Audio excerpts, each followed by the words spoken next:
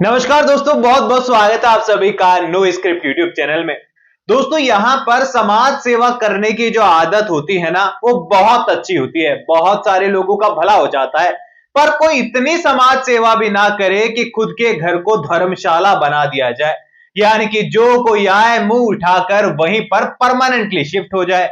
अब यहाँ पर विक्रांत का सलूजा हाउस ना किसी धर्मशाला से कम नहीं है। यहाँ पर वीआईपी ट्रीटमेंट भी मिलता है, तो यहाँ पर चाल और साजिशों करने का मौका भी मिलता है।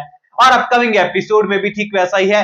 और अपकमिंग एपिसोड का जो सीन होने वाला है ना, ये पिछले कई महीनों से जो आप मन्नत सीरियल देख रहे हो ना, उनका सबसे one of the best scene होने वाला है। क्योंकि फाइनली मन्नत सीरियल जो है कुछ पॉजिटिव और बहुत लाइट सी वाइब दे रहा है, जो कि अच्छी लग रही है बहुत दिनों बाद देखने में।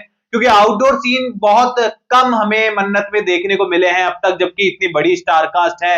और स्टार्टिंग में बताया गया था एक शो का बजट भी अच्छा है, लेकिन उसके बाद जो ग्रीन स्क्रीन पर तमाशा सीरियल के मेकर्स ने आज तक दिखाया, ऐसे लग रहा था कि चाह कर भी वो बजट लगाना ही नहीं चाहते हैं सीरियल पर फाइनली यहाँ पर अब आउटडोर सीन हमें देखने को मिल रहे हैं। एंड शूटिंग के बिहाइंड द सीन जिस तरीके से आउट हो रहे हैं, बहुत पॉजिटिव वाइब नजर आ रही है और सीन उससे भी ज्यादा जबरदस्त है।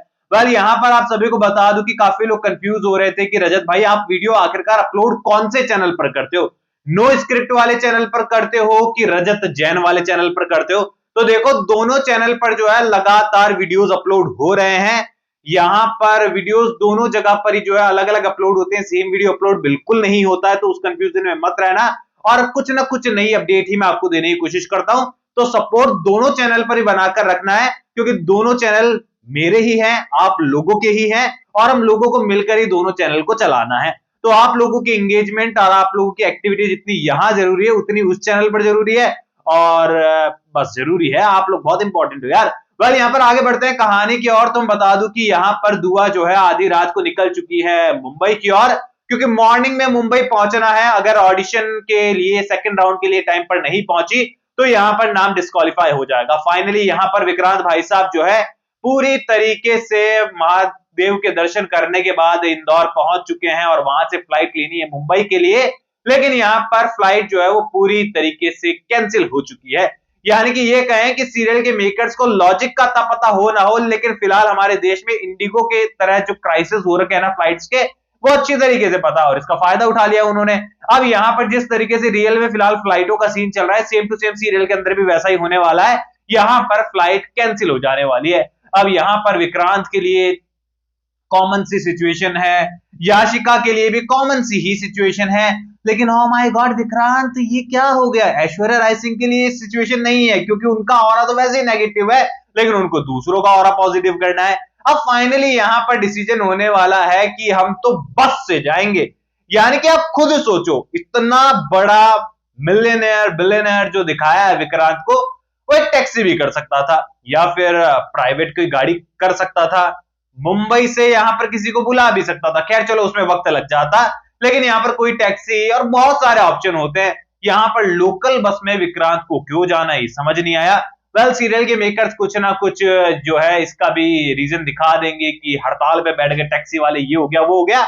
रीजन कम नहीं पड़ते हैं मेकर्स के पास, बहुत सारे हैं। लेकिन विक्रांत तो प्राइवेट हेलीकॉप्टर में घुमा फिरता था, अब चाहता तो वो भी बुला सकता था, क्योंकि अगले दिन शो उनका जो है उसकी तैयारी करनी है, तो इंपॉर्टेंट भी तो है जाना।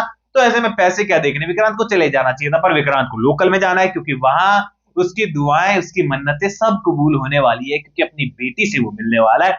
अब यहाँ पर पूरी तरीके से दुआ भी उसी बस में मौजूद है, और छोटी सी बच्ची दुआ के पास पैसे देखकर काफी सारे गंदे लोगों का जो मन है वो मैला हो चुका है, और छोटी बच्ची के पैसे भी जो है लोगों ने ठग लिए हैं। यानी कि अब दुआ के पास जो है टिकट तक के पैसे नहीं है। ऐसे में यहाँ पर छोटी बच्ची दुआ के पास ऑप्शन कुछ भी नहीं बचा है, बस के ऊपर चढ़कर यहाँ पर कैसे भी कर मुंबई उसे पहुंचना है। अब विक्रांत भी बस में जा रहा है, तो यहाँ पर नजरें दुआ पर पड़ने वाली है, और छोटी बच्ची दुआ को अकेला वो छोड़ दे ऐसा तो हो नहीं सकता है। एंड उसे भी मुंबई पहुंचना बहुत ज्यादा जरूरी है, लेकिन यहाँ पर समाज सेवा से पीछा कैसे छुड़ाए और छोटी बच्ची को अकेला कैसे छोड़े? अब यहाँ पर उसकी मॉम को ढूंढने का वक्त नहीं है। तो यहाँ पर दुआ कहने वाली है कि मुझे एग्जैक्टली मुंबई ही जाना है, और मैं वहां पर बहुत लोगों को जानती हूँ। दुआ भी झूठ बोल देने वाली है, उसको तो यहाँ पर मुंबई पहुंचना है, और यहाँ पर उसका स्टार शेफ उसके पास है, तो उसे कमी किस चीज की है? अब फाइनली यहाँ पर दुआ विक्रांत के साथ जो है मुंबई पहुंचते हुए नजर आ सकती है। अब इन सारी चीजों के बीच में जो है आप लोग कहेंगे कि धैर्य एक डीसीपी है, अपनी बेटी को ढूंढने के लिए क्या वो एफर्ट्स नहीं लगाएगा? डेफिनेटली लगाएगा, और उसे पता चल चुका है कि यहाँ पर दुआ कुछ ना कुछ ऐसा करेगी। तभी तो सेल्फ डिफेंस के लिए इतने सारे सामान उसने ऑलरेडी दे दिए थे।